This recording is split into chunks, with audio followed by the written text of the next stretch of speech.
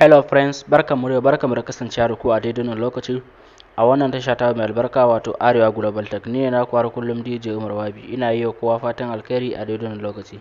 Kamar yadda ga tun a tace na bidiyon namu zai nuna mana hanyar da za mu yi moving na YouTube channel namu daga wani email zuwa wani email. Mutane da dama suna yawan tambaya na ya za su yi moving na YouTube channel nasu zuwa wani Gmail sakamakon kila suna buƙatan za su sai da wannan YouTube channel din ko kuma da wani bukata makamancin haka, so amma kuma ba sa bukatan su rabu da wannan email nasu saboda ya kasance da kila personal email nasu ne ko wani abu makamancin hakan ne. So shikenan na yanki shawara na ce bara na yi mana bidiyo akan yadda za ka yi moving na YouTube channel naka kai tsaye ba tare da ka fuskanci wani matsala ba. Amma kafin mu je kai tsaye ga bidiyon namu, ina mai roƙon ku da ku danna mana subscribe, ku danna alaman ƙararrawa domin sanar da ku da zarar mun ɗora sababbin ayyukan. Nagode. Ok, kai tsaye sai mu je ga bidiyon namu. Abin da ya kamata ka sani dangane da wannan, babu da za ka ɗauki YouTube channel naka, personal YouTube channel naka, ka yi moving nashi kai tsaye zuwa into wani email ɗin ba tare da ka kai shi zuwa brand account ba. So idan kana buƙatar sanin yadda za ka ɗauki wannan YouTube channel naka ka mai da shi zuwa brand account, so kai tsaye abin da za ka yi shine ka duba description na wannan bidiyon ɗin. Kana dubawa za ka samu na ajiye na ce ga na wannan shine link yadda za ka yi moving na YouTube channel naka zuwa brand account. So kai tsaye kawai sai ka kalli bidiyon ɗin zai gadi naka da za ka mai da YouTube channel naka zuwa brand account. So kana mai da shi zuwa brand account, so daga nan kuma shikenan sai ka yi moving nashi zuwa email da kake so. Ok, kai tsaye yanzu hakan nan sai mu shiga Chrome namu, duk browser da kake amfani da shi. So ni yanzu da Chrome nake amfani, sai na shiga.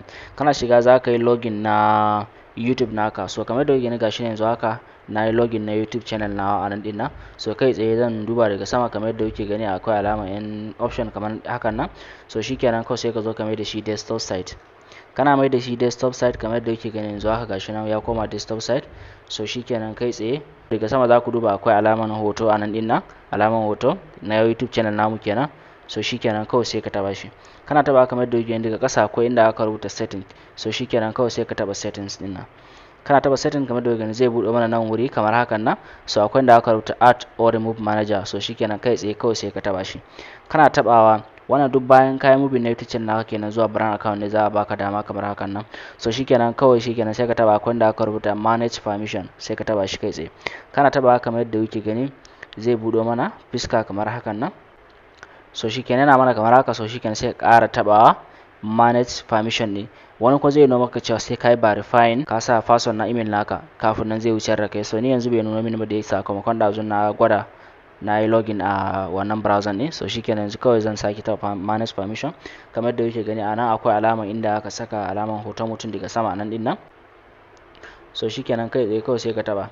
Kana taɓa kamar da kuke gani a nan din nan sai ka zo ka rubuta email da kake so za ka mai da wannan YouTube channel naka a kai. Ok, kai tsaye kana sa wannan email da kake so za ka mai da wannan YouTube channel naka a kai. So sai ka duba da ƙasa akwai da aka rubuta choose a role. So shikenan sai ka taba shi. Kana taba kamar da yake gashi zai nuna mana guda biyu, auna da kuma manager. So shikenan sai ka taba auna din nan. Kana taba auna kamar da yake gani sai ka ja gefe kamar da yake gani a gefe nan akwai inda aka rubuta invite. So shikenan kai tsaye kawai sai ka taba invite din nan. Kana taba invite din nan kamar da yake gani gashi ne yanzu haka mun riga da mun yi inviting na wancan email da muke so za mu yi da YouTube channel namu a kai. So shikenan yanzu haka kai tsaye za mu shiga email namu mu duba mu gani sakon ko ya shigo.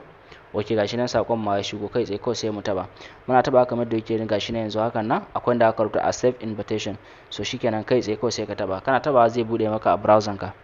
Yana bude maka a browser kamar da yake gani, bari ya bude mana wannan mu gani. Yana bude kamar da yake gashi yanzu haka akwai inda aka rubuta accept invitation. So kai tsaye sai ka taba accept din nan gashi nan. Kana taba accept din nan kamar da yake gani yanzu haka gashi nan mun yi accepting. Yanzu haka za mu yi managing na wannan YouTube channel din akan wannan email din. So yanzu kai tsaye da yake mu muna so za mu cire shi gabaki ɗaya daga wancan tsohon email din, za mu dawo da shi wannan sabon email namu. So kai tsaye yanzu za mu sake komawa. Muna sake komawa cikin Chrome namu kamar da yake gani ga nan wurin manage permission nan. So shikenan kai tsaye sai mu taba shi. Muna taba manage permission nan idan za ku duba a nan gefen auna din nan. So shikenan sai mu taba shi.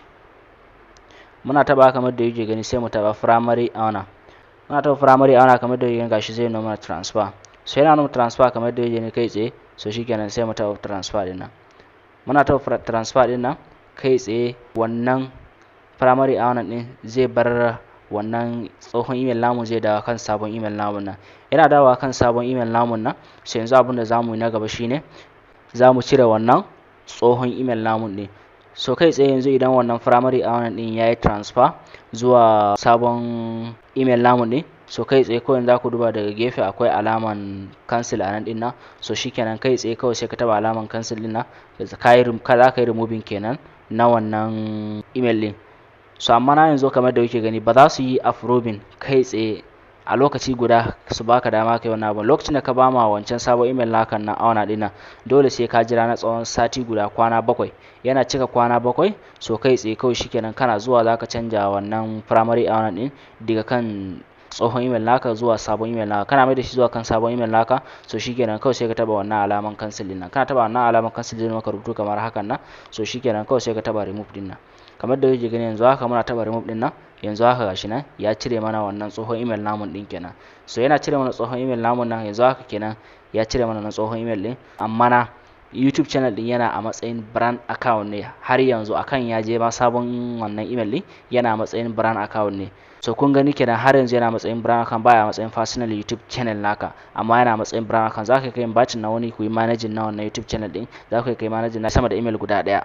Yanzu abin da zamu yi na gaba shine zamu maida wannan YouTube channel din daga brand account zuwa personal YouTube channel namu. So sai ku biyo mu a bidiyo na gaba, insha Allah zan mana bidiyo akan yadda zamu maida wannan YouTube channel namu daga brand account zuwa personal YouTube channel namu. Ku duba shi ma zan sa mana link din a description yadda zaka maida wannan YouTube channel naka daga brand account zuwa personal YouTube channel.